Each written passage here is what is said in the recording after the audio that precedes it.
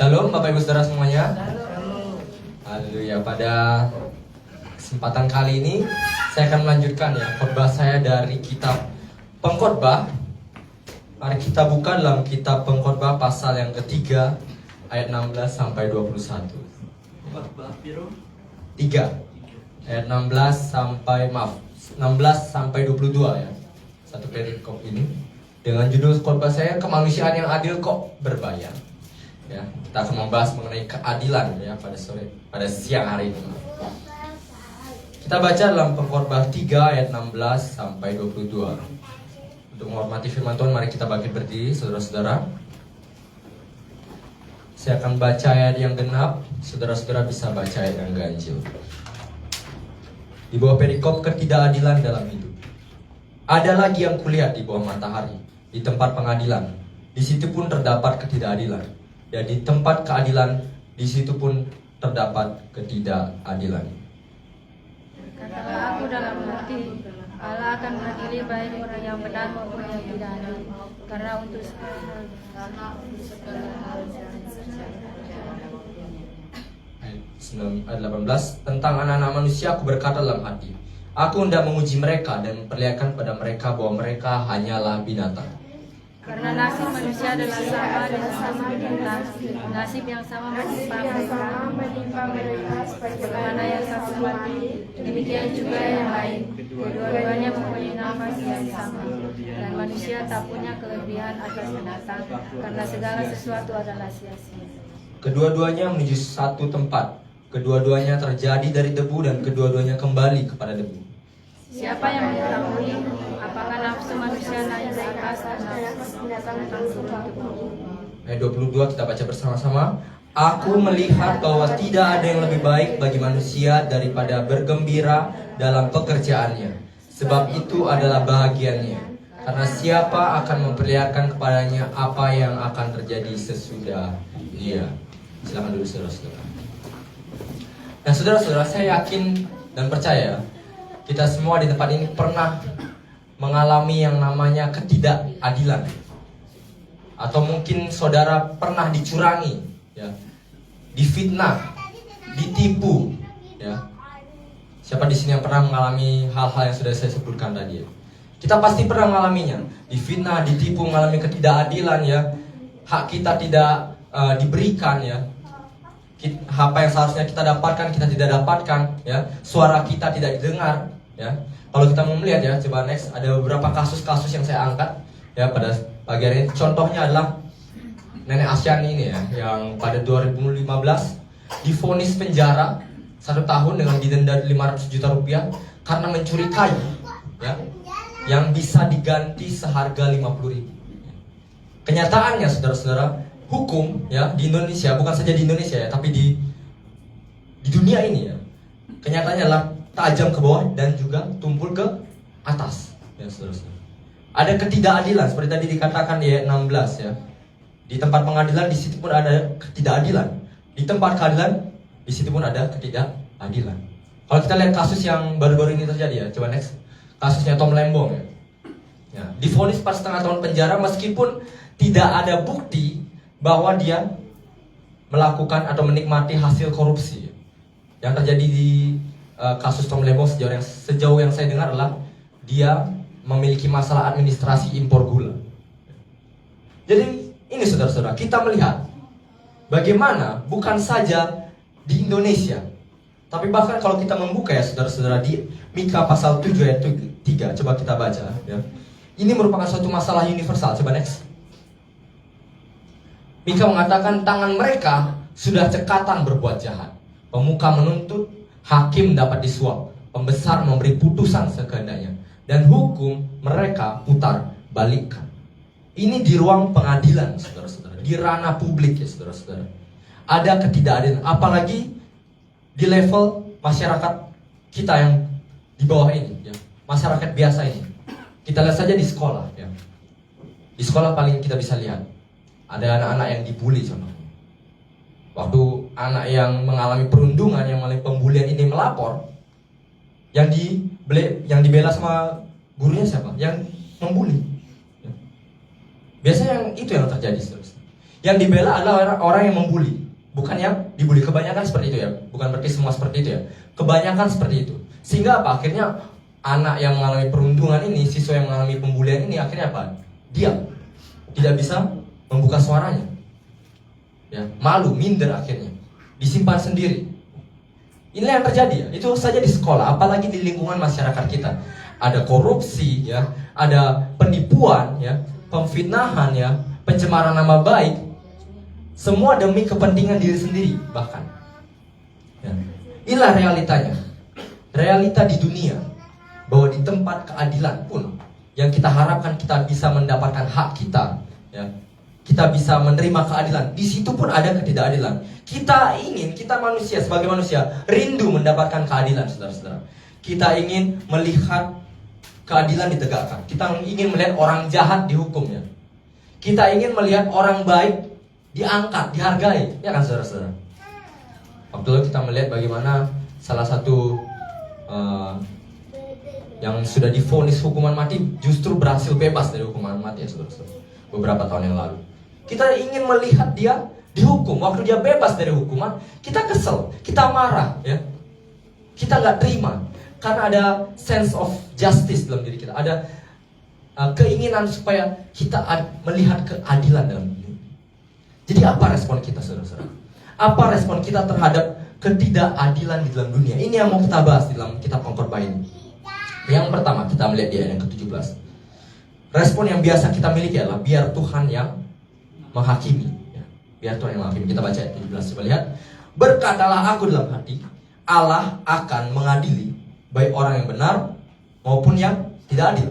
Karena untuk segala sesuatu, untuk segala hal dan segala pekerjaan ada waktunya. Sekali lagi saudara-saudara, kalau kita kembali ke khotbah saya yang minggu lalu, bukan minggu lalu, beberapa minggu lalu ya, Salomo mengajak kita untuk percaya pada waktu Tuhan ya, pada rencana Tuhan. Percaya bahwa Allah akan mengadili segala sesuatunya. Kalau kita melihat ya, tema yang kita bahas di Pengkhotbah pasal 31 sampai 15, ada waktu untuk menanam, ada waktu untuk mencabut yang ditanam, ada waktu untuk benci, ada waktu untuk mengasihi, ada waktu untuk perang, ada waktu untuk damai ya. Semua ada dalam waktunya Tuhan. Bahkan pengadilan ya, penghakiman pun ada dalam waktunya Tuhan. Dan di sini Salomo mengajak kita untuk percaya bahwa suatu saat nanti segala ketidakadilan, segala kecurangan yang terjadi di dalam dunia ini saudara-saudara, yang terjadi pada kita pun ya, kita yang pernah difitnah, kita yang pernah disakiti, yang pernah dicurangi, yang pernah ditipu, semua yang kita alami, ketidakadilan yang kita alami, satu saat akan diadili oleh Tuhan. Ya. Allah mengatur segala waktu dunia. Allah akan mengadili baik orang benar maupun orang jahat. Ya. Orang benar akan menerima upahnya, orang jahat akan menerima hukumannya. Ya. Kita diajak bersabar, saudara. Kita diajak bersabar dan percaya pada waktu Tuhan. Sama seperti para martir. Coba kita melihat next. Bagaimana para martir ya. Para martir di gereja mula-mula berdoa ya. Kita melihat ada gambaran ya, ada pewahyuan, penglihatan jiwa-jiwa orang-orang Kristen yang sudah mati dibunuh ini ya. Di dalam Wahyu 6 ayat 9 sampai 11 dikatakan, dan ketika anak domba itu membuka meterai yang kelima, aku melihat di bawah mezbah jiwa-jiwa mereka yang telah dibunuh oleh karena kesaksian yang mereka miliki. Next.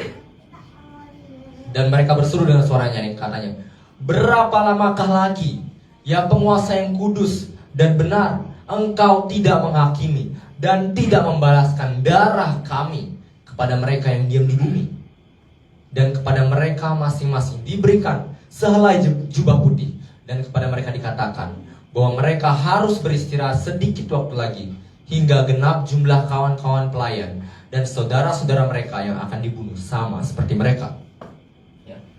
Jadi itu yang dinyatakan dalam Wahyu. Bagaimana jiwa-jiwa orang yang sudah mati dibunuh, orang-orang Kristen yang sudah mati dibunuh ini berteriak kepada Tuhan ya, memohon pengadilan. Kapan Tuhan kami diadili? Kapan orang-orang yang sudah membunuh kami ya?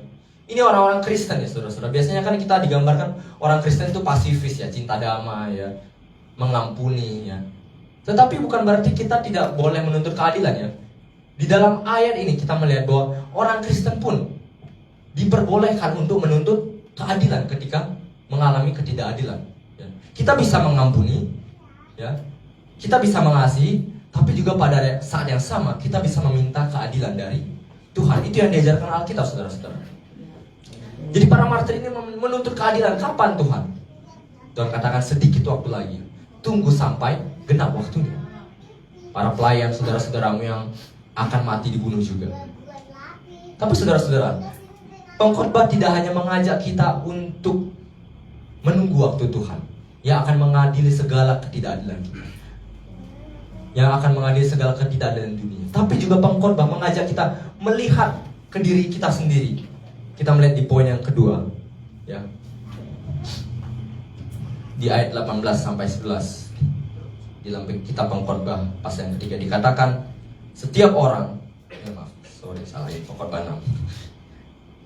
Pengkhotbah ya, tentang anak-anak manusia, aku berkata dalam hati, Allah hendak menguji mereka dan memperlihatkan kepada mereka bahwa mereka hanyalah binatang, karena nasib manusia adalah sama dengan nasib binatang.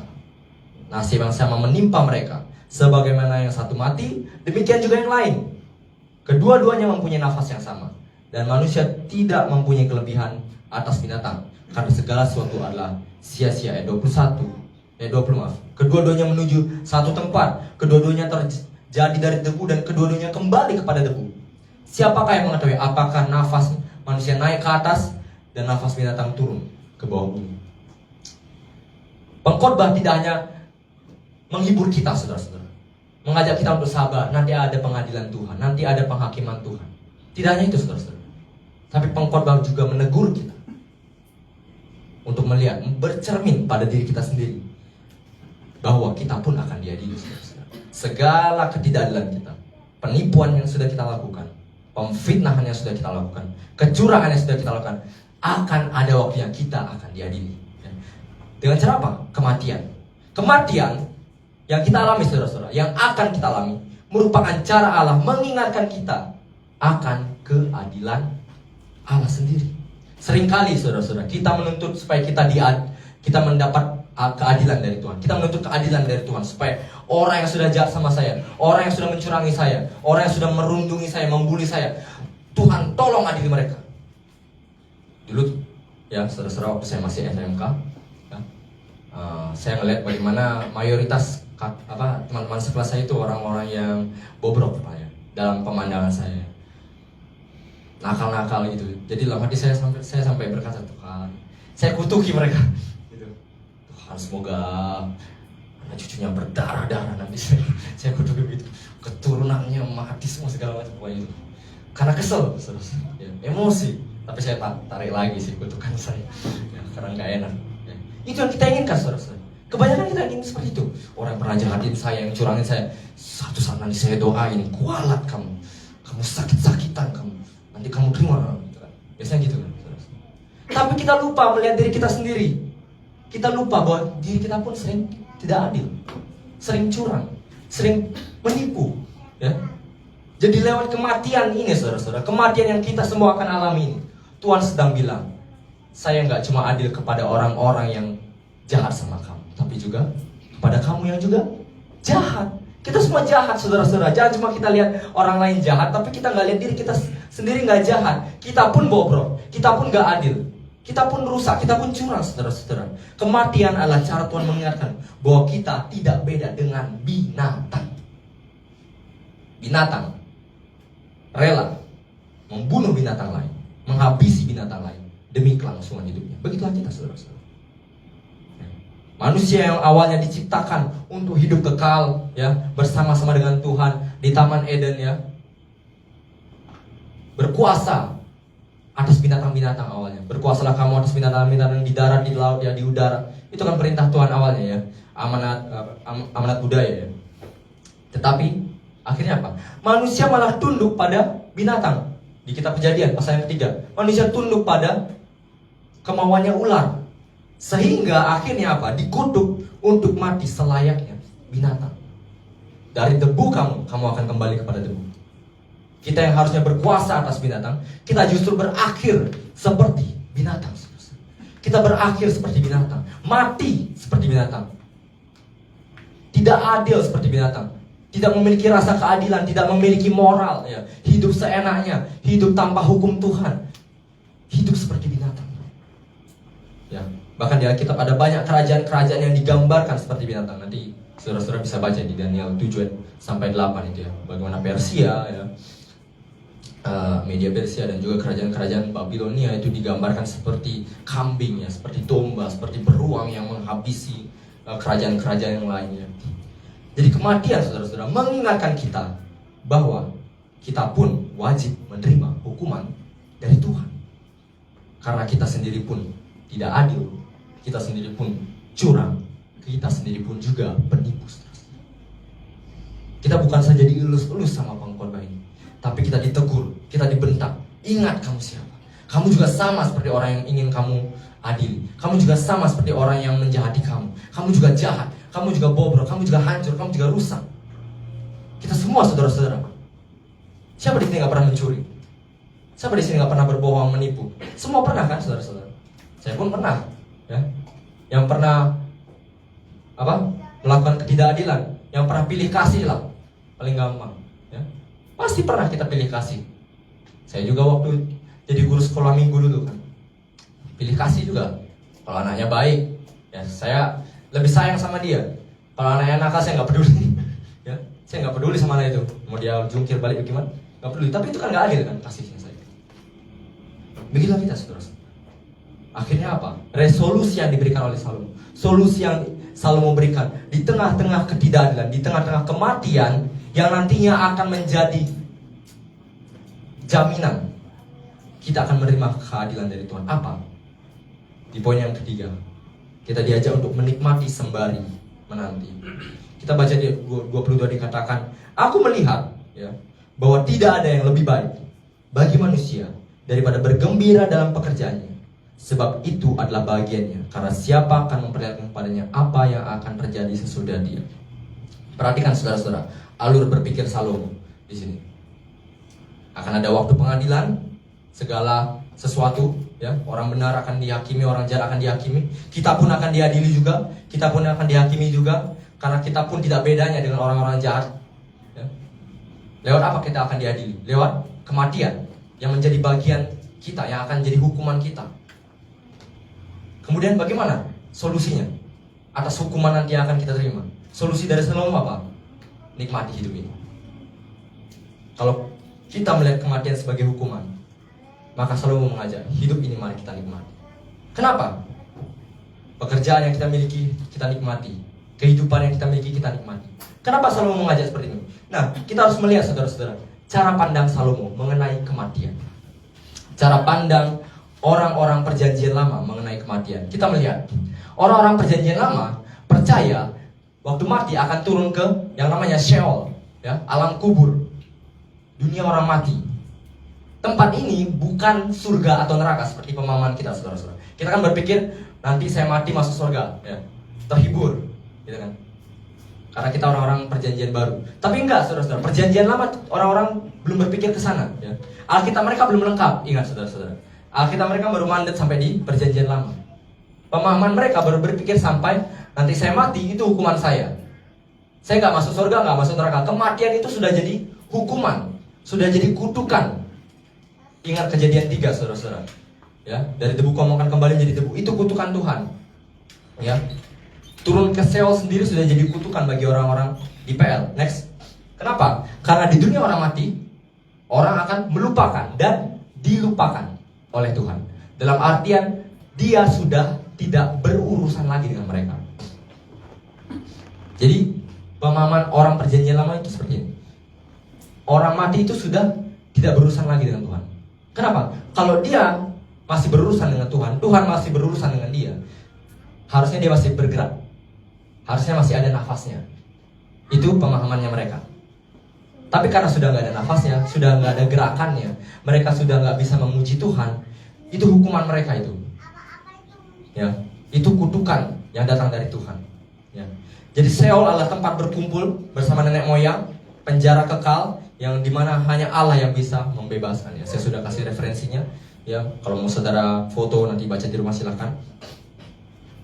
Nah, saudara-saudara, Salomo mempercayai seperti tadi saya katakan akan ada penghakiman terakhir. Tapi penghakiman terakhir itu lama nanti. Orang Orang PL percaya harus mati dulu, terima kutukan kematian dulu, baru nanti akan ada penghakiman terakhir. Itu pandangannya Salomo, pandangannya orang-orang perjanjian lama. Mereka harus terpisah dulu dari Allah, dilupakan dulu dari Allah, baru mereka nanti akan ada penghakiman terakhir. Ya. Maka dari itu, orang-orang perjanjian lama melihat hidup kita sekarang ini, di mana kita masih bisa bergerak, masih bisa bernafas, masih bisa bekerja, itu dilihat sebagai anugerah. Hidup kita ini sebagai masa anugerah.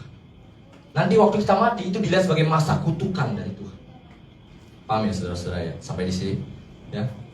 Maka dari itu Salomo mengatakan, selama kita masih hidup dalam masa anugerah ini, selama kita masih hidup ini, kita belum mati, kita belum terima kutukan, nikmati itu. Nikmati pekerjaan, nikmati ibadah, ya, nikmati kebersamaan dengan keluarga, nikmati itu saudara-saudara. Karena akan ada hari di mana Allah akan tidak berurusan lagi dengan kita. Itu pemandangannya orang-orang perjanjian lama. Next. Apabila Salomo masih bisa bersuka cita, biarpun hanya mengetahui anugerah pemeliharaan Tuhan, anugerah kehidupan ini saja, dia tidak melihat adanya sorga, tidak mengetahui adanya kebersamaan dengan Kristus nanti di sorga. Terlebih lagi kita saudara-saudara, yang sudah dijanjikan akan bersama-sama Yesus Kristus di mana? Di Firdaus. Waktu kita mati. Kita lihat perbandingannya. Ya. Di perjanjian lama, orang-orang menantikan hari penghakiman, upah bagi orang benar, hukuman bagi orang fasik. Kita pun juga di perjanjian baru menantikan juga hari penghakiman itu. Di perjanjian lama, mereka hanya melihat bayang-bayang Kristus, ya, yang akan membenarkan umat di hari penghakiman. Tapi kita sekarang, orang-orang perjanjian baru, sudah melihat pengorbanan dan kebangkitan Kristus, yang bukan saja akan membenarkan kita nanti di hari penghakiman, tapi juga menyediakan tempat bagi kita di surga waktu kita mati. Di perjanjian lama, mereka melihat kematian sebagai hukuman, terpisah dari Allah. Sementara hidup ini adalah anugerah. Tapi kita orang-orang perjanjian baru, kita berbeda saudara-saudara. Kita melihat hidup sebagai anugerah dan kematian sebagai keuntungan, karena kita akan bersama-sama dengan Kristus. Orang perjanjian lama saja bisa bersuka cita, apalagi kita saudara-saudara. Kita diajak bersuka cita lebih lagi. Kita sudah melihat Kristus yang mati dan bangkit di atas kayu salib. Kita sudah menerima janji akan menerima hidup yang kekal bersama dengan Yesus, akan bersama-sama dengan Dia di rumah Bapa. Harusnya kita lebih bersuka cita lagi saudara-saudara. Ajakan Injil adalah untuk kita bersuka cita lebih daripada Salomo bersuka cita. Bukan saja kita menikmati berkat dan anugerah dalam pekerjaan kita saudara-saudara, tapi kita juga menikmati kebersamaan Kristus, bahkan di dalam ketidakadilan kita yang kita rasakan ini saudara-saudara. Kita rasakan Yesus ada bersama-sama dalam segala ketidakadilan. Waktu kita merasakan ketidakadilan kita, Yesus ada di situ saudara-saudara. Kita mau melihat kebersamaan Kristus. Kita bukan saja berharap Allah akan mengadili orang-orang fasik saudara-saudara, tetapi kita juga merasakan kehadiran Allah di dalam Yesus, yang juga merasakan ketidakadilan yang kita rasakan. Apa di sini yang belum pernah Yesus rasakan? Semua yang kita rasakan, ketidakadilan yang kita rasakan, Yesus sudah merasakan. Difitnah sudah, dibenci sudah, ditipu sudah, dikhianati oleh orang terdekatnya sendiri sudah, dicurangi semua sudah. Yesus alami semua ketidakadilan saudara-saudara yang kita alami. Dia alami, dia rasakan itu saudara-saudara.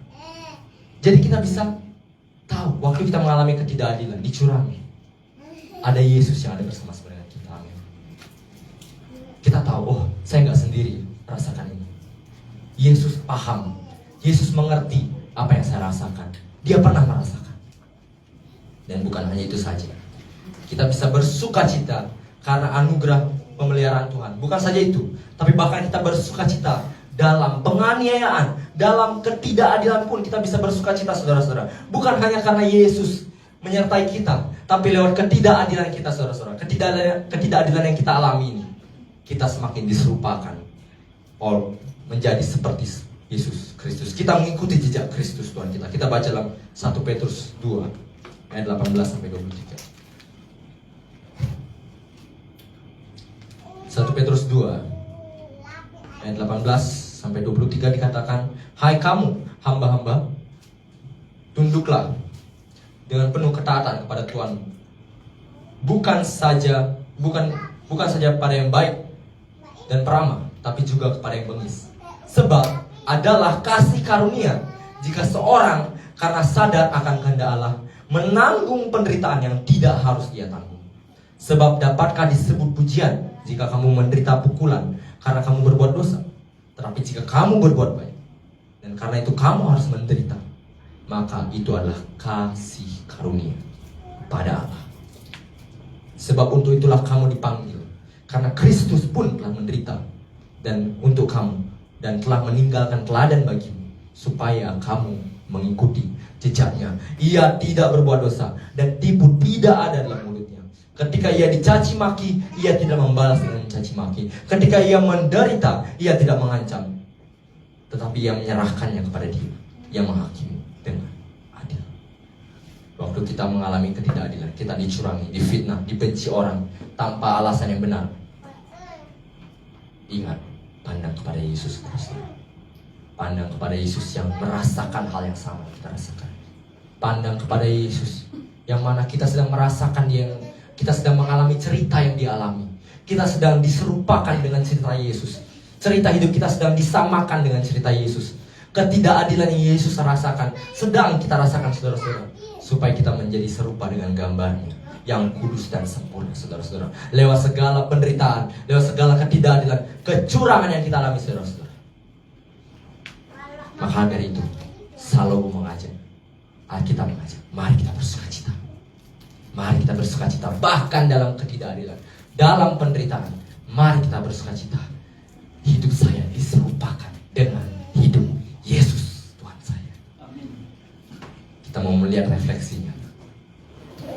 Apakah kita sudah sabar menunggu waktu Tuhan untuk mengadili, atau kita lebih memilih untuk mencari balas dendam sendiri? Sudahkah kita melihat diri kita sama bobroknya dengan orang yang menjahati kita, orang yang mencurangi kita? Ataukah masih kita merasa lebih hebat, lebih baik, lebih superior dari mereka? Sudahkah kita bersukacita dalam ketidakadilan yang kita rasakan ini, yang menuntut kita semakin hari semakin serupa dengan Kristus? Mari saudara-saudara, dari kebenaran firman Tuhan ini kita diajak menanti dengan sabar pengadilan Tuhan. Kita diajak untuk melihat bahwa kita pun sepantasnya menerima hukuman dari Tuhan. Dan kita juga diajak untuk bersukacita ketika mengalami ketidakadilan. Amin. Mari kita bersatu dalam doa. Bapak yang baik, terima kasih. Kebenaran firman-Mu telah kami terima, mengingatkan kami bahwa Engkau tahu yang terbaik ya Tuhan dalam kehidupan kami. Engkau tahu waktu yang tepat untuk mengadili segala kejahatan di dunia ya Tuhan. Engkau juga tahu yang terbaik bahwa kami pun ya Tuhan tidak ada bedanya dengan orang-orang di luar sana. Kami pun perlu diperbarui. Kami pun perlu diserupakan dengan Yesus. Kami pun perlu diadili sebenarnya, tapi hanya oleh karena anugerah-Mu ya Tuhan, kami boleh ada. Kami boleh diselamatkan. Kami boleh menerima keselamatan daripada-Mu. Dan kami juga belajar ya Tuhan, bahwa segala penderitaan, ketidakadilan yang kami alami sedang kami alami, supaya cerita hidup kami sama seperti cerita hidup Yesus. Dan kami tidak seorang diri dalam segala penderitaan kami. Terima kasih ya Bapak, terima kasih. Biarlah firman Tuhan ini melekatlah hati kami, menjadi penghiburan, menjadi teguran juga dalam kehidupan kami. Di dalam nama Tuhan Yesus Kristus kami sedang mendengar dan mengucapkan doa. Haleluya.